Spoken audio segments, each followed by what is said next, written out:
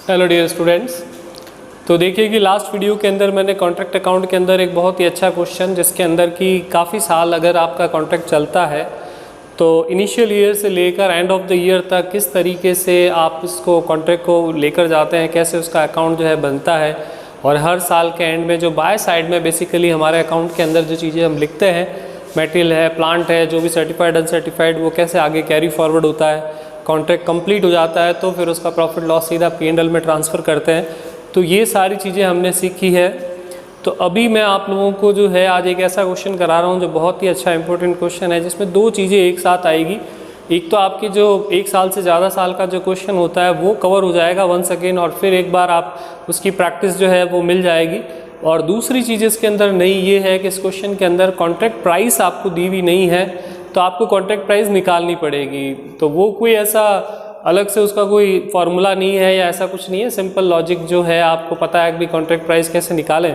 तो जनरली जब भी मैं क्लास में होता हूँ, जब स्टूडेंट से पूछते हैं कि बताइए कि भाई अगर मान लीजिए कि मैं आपको एक मकान बनाने का कॉन्ट्रैक्ट दे रहा हूँ, ठीक है, तो आप खुद कैसे डिसाइड करेंगे कि भाई मैं कितना पैसा जो है उस व्यक्ति से लूँ या मुझसे लूँ, जिससे कि आपका सारा काम बन जाए, आपका खर्चा पर्चा जो भी है वो सेट हो जाए। तो जनरली स्टूडेंट का एक ही जवाब होता है कि मकान बना रहा है तो वो सोचेंगे कि इस मकान में मटेरियल कितना लगेगा, पत्थर सीमेंट वो सब, सरिया लेबर कितनी लगेगी, ये एक्सपेंसेस है। लेकिन उनके दिमाग में एक चीज़ बहुत कम आती है, वो है प्रॉफिट।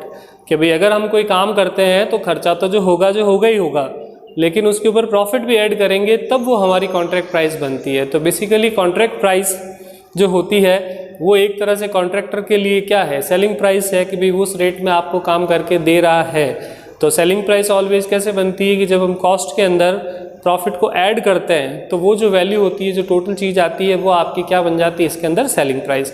तो अब इस अच्छे इंपॉर्टेंट क्वेश्चन को जो है मैं आपको एक बार करके बता रहा हूँ पूरा, और आप लोगों को ऐसा भी पॉसिबल है कि ये क्वेश्चन आप लोगों के 15 मार्क्स में भी आ सकता है। अच्छा क्वेश्चन है ये। तो इसके अंदर देखिए कि इसका नाम है कि क्वेश्चन नंबर 20 है इस बुक में, नई वाली बुक में।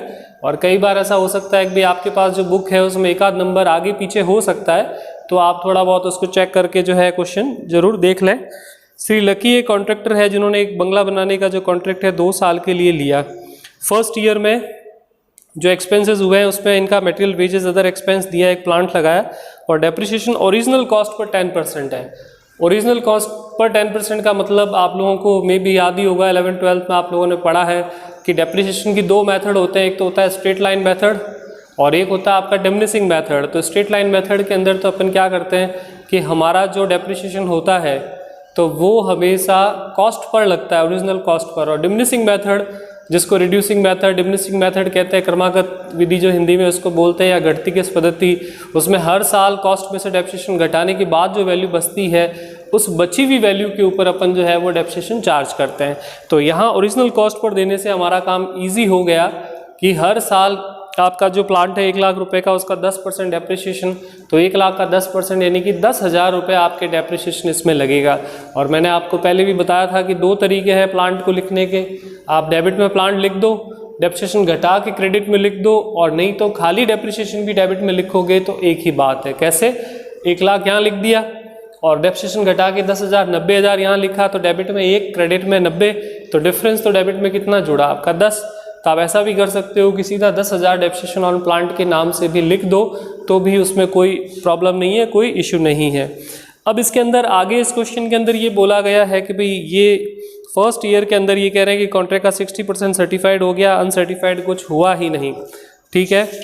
फिर आगे क्वेश्चन में लिखा है कि सेकंड ईयर के अंदर मटेरियल लेबर 10% ज़्यादा लगेंगे, अदर एक्सपेंस तो उतने ही लगेंगे जितने फर्स्ट ईयर में लगे थे। कॉन्ट्रैक्ट प्राइस पर हम 20% प्रॉफिट अर्न करना चाहते हैं और कॉन्ट्रैक्ट अकाउंट बनाएं, और उससे जो भी प्रॉफिट P&L में जाएगा वो सारा बताएं। और कॉन्ट्रैक्टर जो है सर्टिफाइड का 90% एडवांस में ले लेता है पैसा, मतलब उसका लेता है, ठीक है। तो ये 90% हमारे बहुत काम आएगा, क्योंकि जब भी अपन को कैश रिसीव चाहिएगा तो वर्क सर्टिफाइड का 90% अपन को मिलता है, उसको लेकर अपन चलते हैं। तो अभी देखिए कि इसमें क्वेश्चन पूरा रीड कर लिया हमने। इसने लिखा है कि वर्क सर्टिफाइड का 60% जो है वो कॉन्ट्रैक्ट प्राइस का वर्क सर्टिफाइड होता है, लेकिन कॉन्ट्रैक्ट प्राइस तो क्वेश्चन में मिली भी नहीं। और वैसे इसमें क्वेश्चन के अंदर इन्होंने लिखा भी होगा बिल्कुल लिखा हुआ है कि कॉन्ट्रैक्ट प्राइस कैलकुलेट करो, तो ऐसा नहीं लिखा हो तो भी कोई फ़र्क नहीं पड़ता है। हमको पता है कि हमारा क्वेश्चन जो है कॉन्ट्रैक्ट प्राइस के बिना तो होता ही नहीं है, क्योंकि P&L वाला फॉर्मूला कॉन्ट्रैक्ट प्राइस और सर्टिफाइड को कंपेयर करके करते हैं, पहली बात। दूसरी बात, इसने लिख दिया क्वेश्चन में कि सर्टिफाइड कॉन्ट्रैक्ट प्राइस का 60% है, तो अगर वो भी नहीं होगा तो फिर अपन सर्टिफाइड कैसे निकालेंगे। और होल एंड सोल पहली बात इसमें लिखा भी है कि भाई आपको जो है कॉन्ट्रैक्ट प्राइस कैलकुलेट करनी है, तो आप इजीली ट्रेस कर पाओगे कि भाई हाँ ये निकालनी है वैल्यू। तो इसमें देखिए कि मटेरियल दे रखा है 80,000 का, उसके बाद वेजेस दी हुई है 40,000, अदर एक्सपेंसेस दिए हुए हैं 12,000 और डेप्रिसिएशन ऑन प्लांट 1 लाख का प्लांट है और इस पर 1 लाख रुपए का प्लांट है, इस पर 10% के हिसाब से आपका डेप्रिसिएशन है, तो 1 लाख का 10% आपका हो गया 10,000। ठीक है, तो ये फर्स्ट ईयर के हमारे सारे एक्सपेंसेस जो है वो हो गए। अब सेकंड ईयर में इन्होंने बोला कि मटेरियल में 10% बढ़ेगा, तो 80 की जगह 88 हो जाएगा, लेबर में 10% बढ़ेगा तो 40 की जगह 44 हो जाएगा, अदर एक्सपेंस उसने कहा वही रहेंगे। और डेप्रिसिएशन का मेथड जो है इसमें आपका है स्ट्रेट लाइन मेथड, मतलब फिक्स वाला। तो इसका मतलब जितना पहले साल 10,000 डेप्रिसिएशन था, दूसरे साल में भी उतना ही डेप्रिसिएशन रहने वाला है। तो अभी अपन को इसमें अपने सारे एक्सपेंसेस की टोटल करनी है, ऐसे वर्टिकल हॉरिजेंटल दोनों तरह से। ऐसे भी लगा देते हैं कि 80,000 प्लस 40,000 प्लस 12,000 और प्लस 10, तो यानी इसकी टोटल हो गई 1,42,000। सेकेंड ईयर में 88 प्लस 44 प्लस 12 और प्लस 10, तो यानी ये हो गई 154। अब इनकी ऐसे ओरिजेंटल जो है वो टोटल भी कर देते हैं, 80 और 180 तो 168, ये 84, ये आपका 24 और ये आपका 20। ठीक है, तो इसकी जोड़ 296 इसकी टोटल आ गई, ये आ गई आपकी टोटल कॉस्ट। ठीक है, अब ये कह रहा है कि इसका जो प्रॉफिट है वो किस पे लेना है। प्रॉफिट जो है वो इसको लेना है कॉन्ट्रैक्ट प्राइस पर। कॉन्ट्रैक्ट प्राइस का मतलब है सेलिंग प्राइस पर एक तरह से। अगर कॉस्ट पे 20% होता तो कॉस्ट तो हमारे पास है ही, तो कॉस्ट है, कॉस्ट पर ही फॉर्मूला होता, तो फॉर्मूला क्या लगता है, रेट अपॉन 100। लेकिन ये कॉस्टिंग में ये चीज़ ज़्यादा आती है कि दी हुई तो कॉस्ट होती है, फॉर्मूला होता है सेलिंग प्राइस पर, तो ये फार्मूला आप बहुत कम यूज़ करते हो।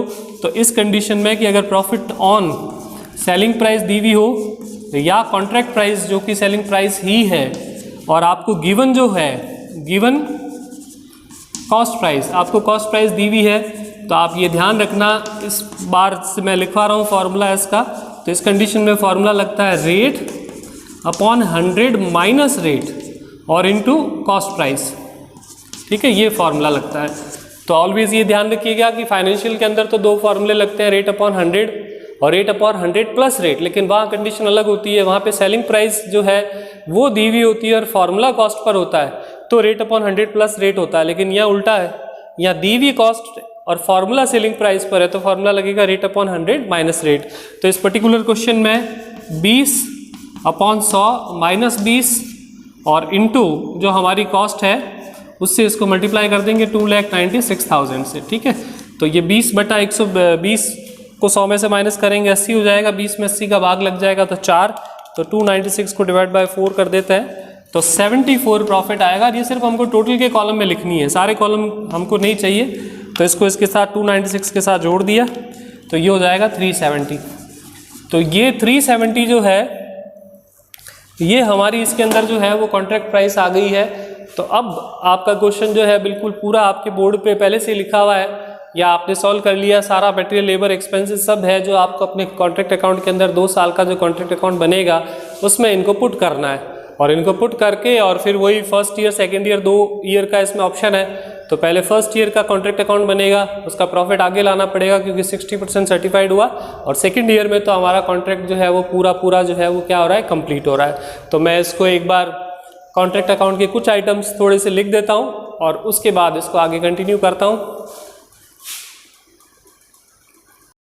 तो देखिए मैंने इसका अकाउंट का फॉर्मेट जो है वो लिख दिया है, और जिसमें अपन वैल्यूज़ पुट करके इस क्वेश्चन को कंप्लीट कर लेते हैं। तो हमको जो इसमें एक्सपेंसेस दिए हुए फर्स्ट ईयर के, जैसे कि मटेरियल दे रखा है 80 और लेबर दे रखी है 40,000, अदर एक्सपेंसेस आपको दिए हुए हैं 12, डेप्रिसिएशन हमने निकाला था 10,000। और वर्क सर्टिफाइड के बारे में क्वेश्चन ने बोला है कि भाई आपका जितना भी कॉन्ट्रैक्ट प्राइस है 370 जो हमने कैलकुलेट किया है उसका 60% आप सर्टिफाइड कर चुके हो, तो 60% आपका जो है वो 2,22,220,000 जो है 22,000 आपका सर्टिफाइड है, और अनसर्टिफाइड क्लियरली मेंशन है कि अनसर्टिफाइड नहीं है। तो आप क्रेडिट की टोटल में से अपने 80, 40 और दोनों मिला के 22,000 माइनस करें तो टोटल प्रॉफिट 80,000 आ रहा है, जिसको अपन आगे कैरी फॉरवर्ड करते हैं। और इसका कुछ हिस्सा P&L में जाएगा और कुछ आपका WIP रिजर्व। तो P&L में जो ट्रांसफ़र करने का जो हमारा फॉर्मूला है हाफ और मोर वाला, आधा या आधे से ज़्यादा, 99% क्वेश्चन में आपने देखा होगा अब तक ज़्यादातर सारे क्वेश्चन में यही सिचुएशन जो है वो दी हुई होती है, आधे आधे से ज़्यादा वाली, जिसमें टोटल प्रॉफिट का 2/3 हिस्सा अपन लेके जाते हैं कैश बटा वर्क सर्टिफाइड में। टोटल प्रॉफिट 80,000 है, उसका 2/3 कर देंगे कैश बटा वर्क सर्टिफाइड में। तो जैसा मैंने कहा कि भले ही आप ऐसा कर लो कि यहाँ लिख लो कि भाई वर्क सर्टिफाइड आपका जो है वो कितना है 2,22,000 लिख दो, और इसका 90% आपको कैश रिसीव हुआ है, तो 222,000 का 90% निकाल के लिखो, या भले यहाँ पे आप 90/100 लिखो, बोथ विल बी सिमिलर। तो आप इसका 90% करके और इंटू 2/3 करते हैं तो 48,000 रुपीज़ ये यहाँ ट्रांसफ़र हो रहा है P&L में, और बाकी का जो बचता है एज अ बैलेंसिंग फिगर मान लें उसको, तो वो आपका 80 में से 48 घटाने पर 32,000 WIP के रिजर्व में चला गया। अब जब फर्स्ट ईयर कंप्लीट हो जाता है, तो फर्स्ट ईयर हो या सेकेंड ईयर हो, थर्ड ईयर, कोई भी ईयर हो, अगर पहला साल आपका जो है एक पिछला साल कंप्लीट होकर अगर अपन आगे आते हैं तो बाय साइड में लिखी हुई लगभग सारी चीज़ें, कुछ ऐसी चीज़ें हो सकती है कि जो भी आपने रिटर्न कर दी है सप्लायर को या मटेरियल प्लांट लॉस्ट हो गया, वो पॉइंट को छोड़ दें, तो जो भी आपके पास प्लांट मटेरियल लेबर जो भी यहाँ बच जाता है सर्टिफाइड अनसर्टिफाइड, वो सारे के सारे अगले साल कैरी हो जाते हैं। तो यहाँ पर मैंने जैसे यहाँ पे अपन ने प्लांट तो लिखा ही नहीं क्योंकि हमने डेप्रिसिएशन लिखा है, तो यहाँ है ही नहीं प्लांट, तो खाली WIP जो है सर्टिफाइड जो 2,22,000 है वो, और अनसर्टिफाइड में कुछ है नहीं, तो 2,22,000 में से आपको WIP रिजर्व के जो 32,000 है 32,000 माइनस करना है, तो ये 1,90,000 रुपये तो आपका ये बचेगा। और सेकंड ईयर के एक्सपेंसेस हमने अपने फॉर्मेट के अंदर लिखे थे इससे पहले वाले में, बस उसी में से आपको लिखना है कि मटेरियल 10% ज़्यादा होके 80 से 88 हो जाएगा, वेजेस 40 से 44 हो जाएगी, आपका जो है अदर एक्सपेंसेस उसने कहा था 12 रहेंगे, और डेप्रिसिएशन 10 रहेगा। और क्योंकि कॉन्ट्रैक्ट सेकेंड ईयर में ख़त्म हो रहा है, तो जब भी हमारा कॉन्ट्रैक्ट कंप्लीट होता है वर्क फिनिश्ड हो जाता है या कॉन्ट्रैक्ट फिनिश हो जाता है, तो उस कंडीशन में हम बाय साइड में क्या लिखते हैं, बाय कॉन्ट्रैक्ट टी। तो बाय कॉन्ट्रैक्ट टी जो है, कॉन्ट्रैक्ट हमारा कितना था 370 का, तो वो लिख देंगे। और क्योंकि हमारा कॉन्ट्रैक्ट ख़त्म हो गया है तो हमको प्रॉफिट में कुछ भी सेव करने की ज़रूरत नहीं है। अब जो भी प्रॉफिट होगा वो सीधा सीधा अपन P&L में ट्रांसफ़र करते हैं, क्योंकि यहाँ पर तो हमारा काम जो पूरा नहीं होता है तो हम कुछ हिस्सा जो है वो यूज़ करते हैं, कुछ हिस्सा जो है वो बचा के रखते हैं, लेकिन जब काम ही कंप्लीट हो गया तब कुछ रखने की ज़रूरत नहीं, हम अपना प्रॉफिट जो है वो पूरा मान सकते हैं। तो 370 माइनस 190, 88, 44 और 22, ठीक है। तो 26,000 इसका फाइनल जो है वो प्रॉफिट आ रहा है। तो एक बार चेक भी कर लेते हैं, बिल्कुल सही आ रहा है 26,000 और फर्स्ट ईयर का 48। तो हमेशा आंसर ज़रूर चेक कर लें। तो हम भी क्वेश्चन कराते हैं, बरसों से करा रहे हैं, लेकिन फिर भी एक बार टैली कर लेते हैं, ह्यूमन एरर हो जाए, कोई अमाउंट आपने छोड़ दिया, गलत लिख दिया, तो कुछ भी पॉसिबल है। तो इसी तरह से मैं अब नेक्स्ट वीडियोस के अंदर भी कुछ ऐसे ही क्वेश्चन अच्छे जो कि एग्ज़ाम में आने के लायक है या आ चुके हैं वो आपको कराऊंगा, और 4-5 वीडियो के अंदर फिर ये लेसन आपका बिल्कुल अच्छा तैयार हो जाएगा। और बीच बीच में जो क्वेश्चन छूटे हैं तो वो आप कर सकते हो आराम से सेल्फ, और अगर किसी स्टूडेंट को प्रॉब्लम हो और कोई क्वेश्चन ना हो रहा हो तो वो बिल्कुल आप जो मेरा नंबर दे रखा है इस पर, वहाँ पर आप जो है उस पर मैसेज कर सकते हैं, व्हाट्सएप नंबर है। और आपको वीडियो अच्छा लगता है तो लाइक करें, कमेंट करें। Thank you.